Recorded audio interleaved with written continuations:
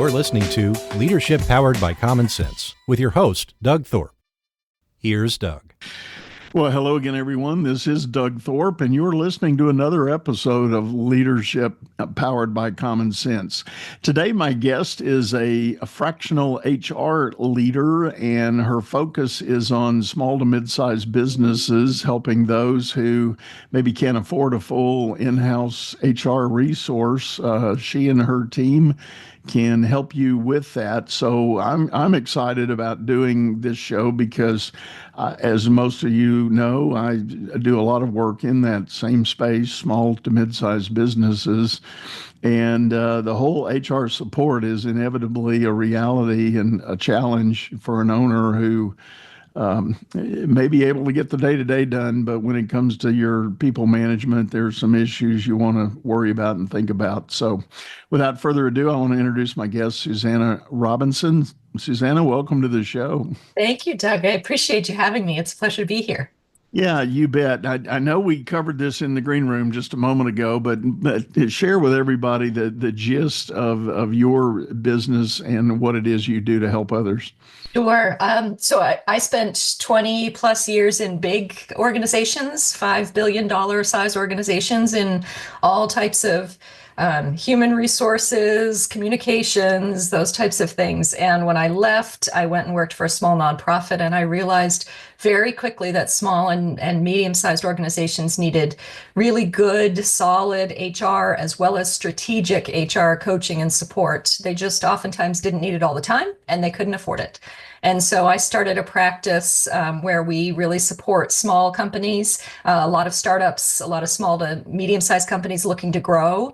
And we support all the areas of their HR function, all the way from, helping with payroll and benefits and performance management, all the way up to sitting as a member of their executive team and really representing the people function. So it's a lot of fun.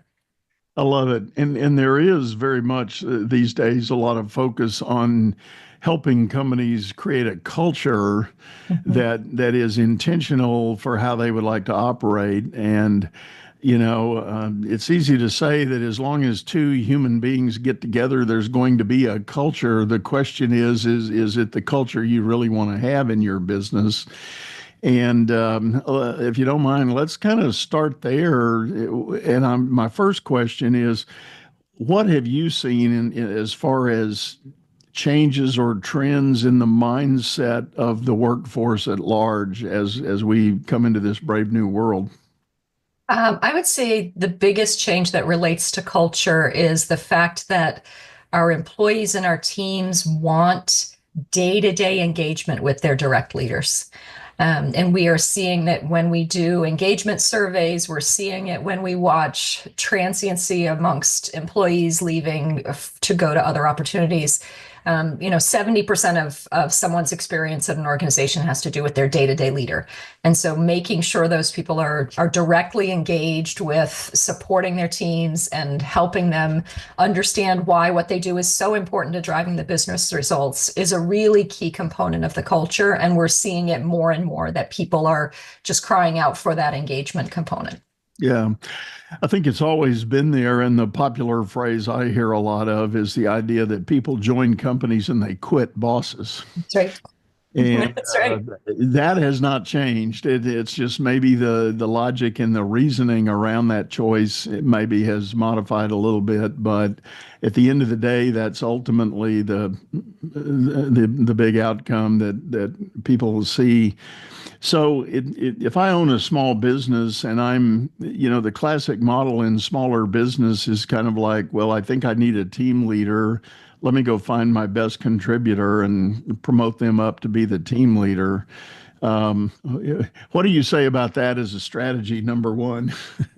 I work with a lot of companies. We put in place we work in manufacturing companies and scientific companies, and this happens a lot where I take my best scientist and I put them in charge of people. And oftentimes two things happen. One is they didn't really want to lead people, and the people that they are leading know that instantly, and it creates this friction in organizations. So it isn't always the best option. Sometimes for a lot of people, it's the only option, but what we need to be able to do is help create almost these two independent tracks of people leadership and independent contribution, and also make sure that people leaders, as they're coming into this, have the skills to understand what's the difference between managing and leading, and how do I give them some tools to be able to get there, right? How do I do some training and some coaching and support and create that opportunity for them to grow into a good people leader? Yeah. I recently had the opportunity to facilitate a leadership workshop at a small business who had just been acquired by a new owner. And the new owner brought me in to meet with the leadership team. And the good news was this team of leaders had actually been together at that business for quite some time. There was a really good positive legacy of tenure. And it was good. I mean, as I got to meet the individuals and got to know them in the day-long workshop we had, I realized that they probably are the right people for the job, and they've established themselves well. They were all very interested in how this transition was going to happen with the new owner, and the new owner had a good presence about them. Very collaborative, very empathetic, very. He didn't come in with a giant preconceived agenda of how he's going to shake up the company and change things and do things. He really wanted to embrace the legacy of what had already been established. And but we got to talking about that difference between management and leadership, and I could tell talking to people, it was like, uh-oh, I don't know that I've been there. I don't know. That's right. Even though I've been doing this for a while, I don't think I've been thinking about it that way. And it was a very interesting discussion we had. It is very interesting. One of the women in my firm and my team, we just got done with a 4-month session of leadership training and coaching for some new leaders and new managers. And one of the first things we asked them to do is talk about the type of leader that they want to be. We talk about what's the difference between leadership and management, and then think about and actually put to paper, what's your leadership vision? What do you really want to be as a leader? And a lot of them have never even thought about thinking about the type of leader they want to be, and helping try to create that future, and recognizing I'm going to get up every day and I'm likely not going to be that for you today, but I'm going to try every day. Right. Right. I'm with you there. I do the same thing with my clients when I'm asked to come in and do some executive coaching and leadership development. That's one of the first things I do. And the way I present it to people is, you can read 1,000 books on leadership, and most all of them end up giving you some framework of attributes that make a good leader. And when you stack all those books together, there's a lot of common language in there, or common themes. The words may be different, but the theme is the same. And I do the same thing. I challenge them to grab a definition that can be their own. What do they really, in terms of their own values and principles and beliefs, how might they describe the way they want to show up moment by moment and day by day? And yes, I agree also 100% with your point. You may not hit it every day. Right. And I encourage people to do a daily self-assessment. At the end of the day, take your list and think about the moments you had with folks, whether it was a meeting or a one-on-one. And, did you represent in that moment what you believe you should be doing? Score yourself, and for the areas that fall short, fix it, do it better next time, practice, think about it. And the beauty of that approach is, just like an athlete practices a grip on their golf club, or a grip on their tennis racket, or a stance of their feet, it's awkward at first, but the more you practice it and the more you do it, you do develop a kind of a muscle memory. And I think muscle memory exists for leadership also. It doesn't. It allows people to come into their own type of leadership and recognize, if I've got 5 people sitting in the room, I don't need Stepford wives, right? You do not all need to be the same, right? You're all going to be slightly different leaders, and people will gravitate to or gravitate away from different types of leaders, but it's okay to be the type of leader that you are, right? And to really think about what you want to be, and doing that scoring piece, I think, is great, because what it allows someone to do is is to be a little bit vulnerable with their team and say, look, guys, yesterday I don't think I showed up for you the way that I wanted to, and here's where, and I ask you to hold me accountable for that, right? Right, I might ask you to come exactly. into my office and close the door when you do it, but I ask you to do that because just like you're a work in progress, I'm a work in progress as well. And so it creates that space that's safe for employees to feel they don't have to be perfect all the time either. Yeah. So on that note, I agree 100%. However, there is the ever-present conundrum of for a small business owner who is the founder of the business, there is potentially a high probability of a little bit of the old thing we call ego getting in the middle of having that discussion and being that kind of vulnerable. And often folks that have been at it a while and they've seen success with their company, they got past the startup phase, they're into a growth or scale phase.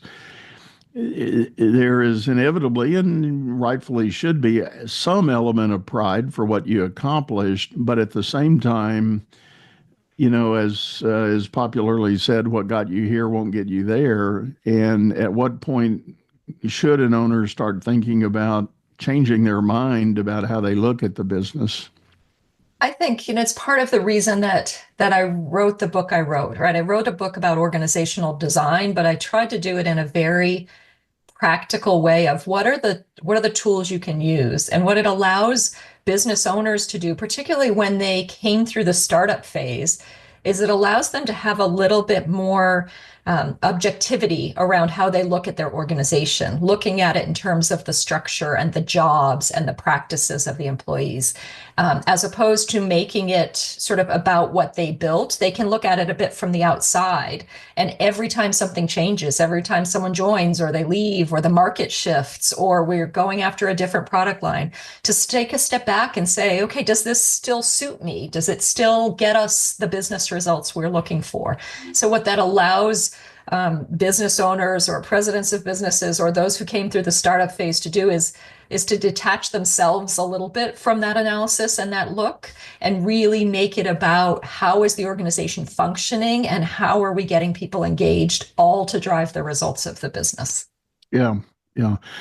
Very much requires a healthy willingness to sort of reframe your own outlook and mindset on it. And I've told this story many times in my early career as a banker. I watched companies come and go. I watched somebody come to us as a startup and pitch their idea and ask for some funding help to get there. And if we provided it, then we would watch them grow, and they would get up to a certain size. Next thing you know, they get this whale account that just really boosts the numbers, and then they're rocking along, and they get to yet another step up, and so on and so on. But I did watch too many, quite frankly, hit a wall of some sort, some kind of invisible wall, where it didn't matter what the company seemed to be generating. The kind of the internal working just plateaued. And inevitably, as I got to studying that, I realized it was always about that owner's ego getting in the way and saying, I don't want to add that extra person, or I don't want to expand my leadership team, or, sometimes the best decision a growing business can make, the founder can agree, I can't be CEO anymore. I need to hire a CEO or a president. I can still be the vision guy, but I don't need to try to run the day to day because, quite honestly, I'm not good at it. That's not what I do, and maybe I should hire somebody to do that for me.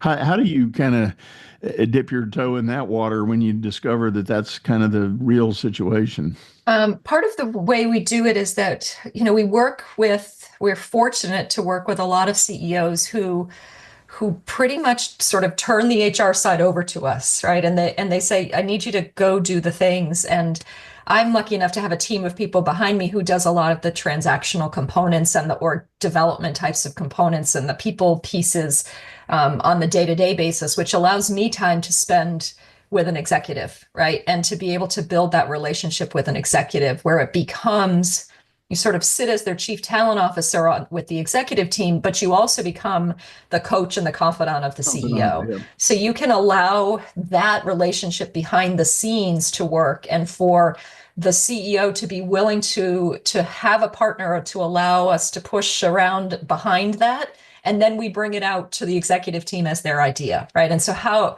we do it is, oftentimes I will sit as the chief talent officer as part of the executive team, but my main job is to help coach the CEO behind the scenes. Yeah.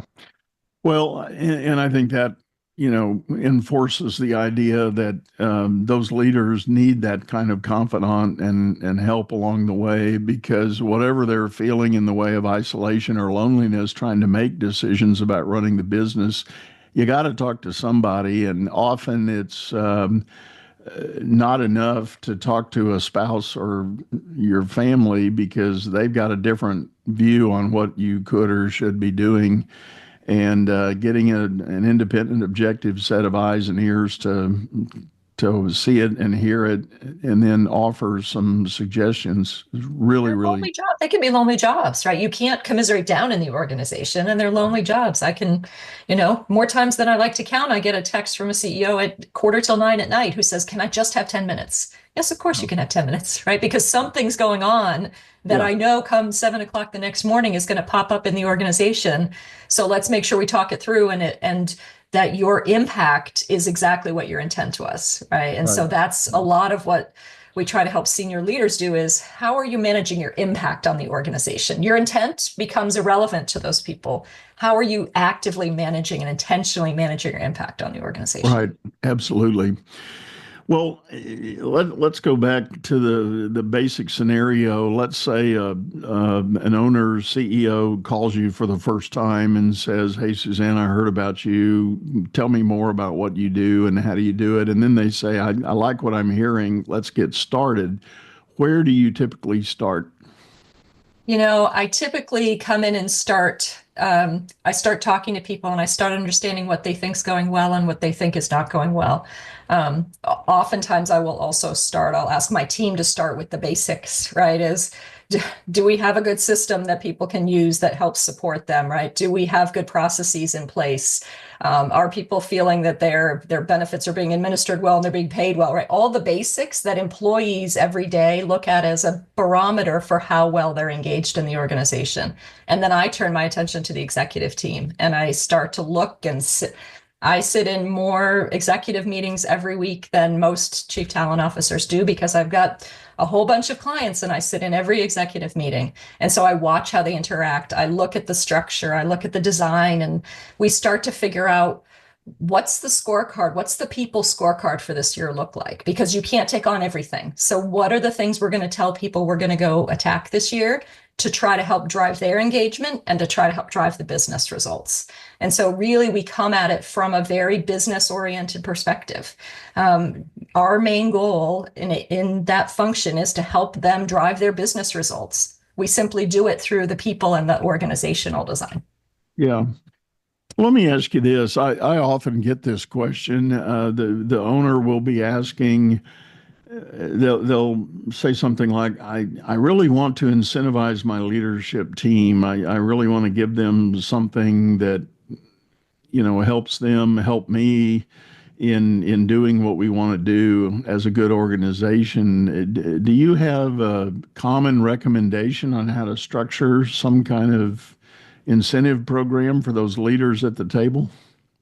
I will give you my really good HR answer, which is it depends, right? It always depends, because it depends on where the business is in their cycle, right? If you're a startup working with investor money, oftentimes, putting a cash bonus on the table is not something that investors look fondly on, right? So What are the things that we can use to try to align us all? Because that's the main goal of incentives, is how do we all get aligned so we're driving for the same thing, right? The impact on various of us may be different, but we're all driving for the same thing.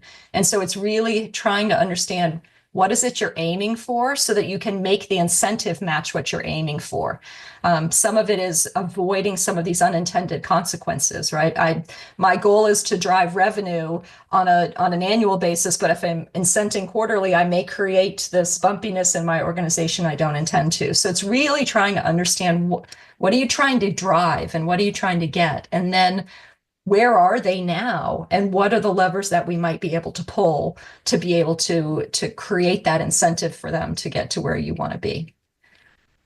I do a lot of work with these newer owners that are going out to the market and they're maybe leaving a W-2 job and they want to become an entrepreneur. So they go to the market and they take advantage of buying a business that might be up for sale. And then when they move in, what they discover is that maybe there have been some traditions, I'll call them, and I do that with air quotes, where the owner maybe just randomly wrote bonus checks at the end of the year to people. And it wasn't necessarily, what's the word? It wasn't, well, I would go so far as to say it wasn't equitable necessarily. There wasn't a rhyme or reason to it. It was just some sort of gut feel. But it kind of happened year over year over year. And the new owner comes in and looks at the numbers and says, that's a good chunk of change. And I'm not opposed to giving incentives, but I want it more programmatic. I want it more specific or more reliable where everybody's eligible at whatever level you That's agree right. to do that. Yep. And you make it less subjective and way more objective. So And it feels like less favoritism, right? right. Part of the validity of compensation programs is their transparency, right? And that's how you earn trust in compensation. We have a little bit of a benefit of, I worked for really big companies for a long time. And so I know what they do. I know how they do it. My team has the same tools they have, right? So they have the same benchmarking tools and market tools to understand where are people in these roles being paid, right? How do we create a job matrix that shows where the levels of leadership are and what those might look like? How do we create something that is consistent and programmatic and be able to explain it to people in that way? And then how do we manage the change from some of this individual, I just pick and chose, to something that's more programmatic and help people understand why we're going that way? Yeah. It is one of the biggest challenges in smaller companies that we run into is this idea that if I simply pay people more, that will be a really good thing. And sometimes overpaying people is just as bad as underpaying people because people make decisions about where to live and where to send their kids to school and what cars to buy based on that. And if your business doesn't continue, you're releasing them into the market, not being able to find the same type of role for the same type of pay. So how do we help them understand what's equitable and what's market based and what our philosophy is? What do we really want to do? Do we want to lead the market? Do we want to lag the market, and why? And that helps people really understand the grounding of where we're going and then consistently doing it year after year after year so that you really earn the trust of people that you have this under control in a way that is a bit more than, oh, you know what, we had a good year and you get an extra $5,000. Right. Right.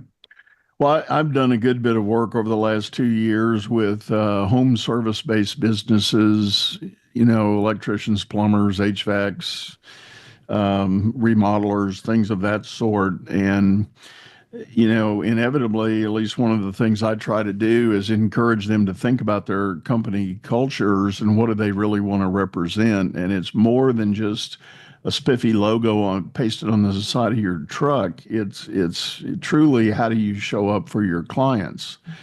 And I know as a consumer, nothing is more unappealing to me than calling a plumber and he shows up, but it's obvious he was up to his neck in muck at the last job. Now he wants to come in my house and do some work. It's like, Exactly. No, I don't think so.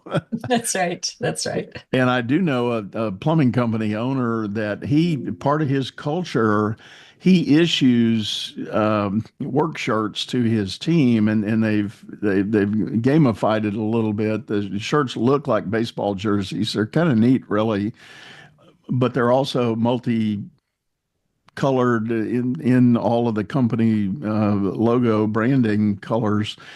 But the challenge is if you mess up your shirt on a job, you need to change your shirt before you go to the next job. And, he keeps them supplied with shirts on the Yep. truck. So that's part of the expectation. Right. But he also has a thing that's a customer interaction at the end about, giving a favorable rating or doing an affirmation of satisfaction right on the spot. And he has a contest with his techs that if they can get a picture of this success moment at the end of each appointment with their homeowner, they bring the pictures back into the office. And whoever collects the most pictures by the end of the week gets a spin on a game wheel for a spot bonus. Basically, it That's might great. it might be a gift card to dinner somewhere, or cash, or some other tchotchke or something. But and the techs just love it, and they know the only chance they're going to get to spin the wheel is doing the work at a level where they're going to get favorable satisfaction from their customer. But they've thought about it with the end result in mind, which Yeah. is ultimately what you need to do, right? Which is why I love what we do, because we literally come in and become the HR department for a lot of organizations, right? The president or the CEO say, "We'll call HR," and they don't really think about the fact they're calling somebody that's not inside their organization, because we do so much work to try to understand what they're going for and what they're after, and putting the end result in mind to try to build all of those types of things. Yeah. And so it's really, how do you drive those results? Because that company now is driving their business results because they thought about what the end result was and how do we back into that. Yeah.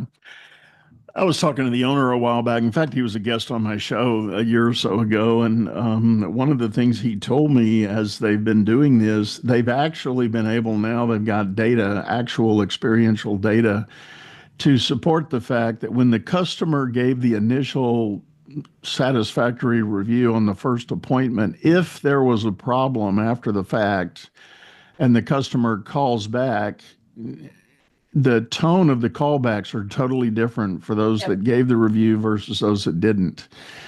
For those that did give the review, the call goes something like, "Hey, this is so-and-so, Steve came out and did the work for me. Steve was a great guy. I think he did a good job, but I still have a problem. Would you mind coming and taking another look at it?" But the people that didn't give the original positive review, they're a lot more hostile. "Your guy didn't fix my problem, and I'm still here," and blah blah blah. And it's a whole different ball game. A very different ballgame, and it makes it feel more like a partnership, right? It makes it feel like a partnership of I want to ensure that you're satisfied and that you have what you need, and that feels different than this sort of service delivery client type of interaction. Transactional. Yep. Just a raw transaction. Well, that's really neat. Well, first, let me ask Susannah, what's the name of the book you alluded to on The organizational name of the design? book is Beyond the Boxes and Lines. I love it. And so it's trying to think of organizational design as a whole in what drives your business results, as opposed to thinking of what I call organizational structure, which is the little boxes and lines on an organizational chart. So it's called Beyond the Boxes and Lines. I love it. And tell folks the best way to get a hold of you if they're interested in knowing more about your work. The best way is probably to go to the website. It's www.partnershipfortalent, all one word, .com. Love it. Partnershipfortalent.com. Well, as always, folks, we're going to have links to both of those resources in our show notes. So, please hop down, take a look at that as you're wrapping up this episode. And Susannah, one last time, thank you so much for sitting in. This is great. Thanks, Doug. I really appreciate the opportunity. It's a great conversation. You bet. And I think we're going to wrap this up, everybody. We do like to remind you that if you need help from me and my team, you can go over to my website at dougthorpe.com. That's THORPE. You'll see links and references. There are links to the podcast, all the archives, as well as YouTube. We do have a video version of the show there as well, same title. And can't think of anything else we need to cover today. So I'm going to sign off, say goodbye. Go out there and make it a great day. You've been listening to Leadership Powered by Common Sense, hosted by Doug Thorpe. If you would like to know more about the coaching and advisory services he provides, visit dougthorpe.com.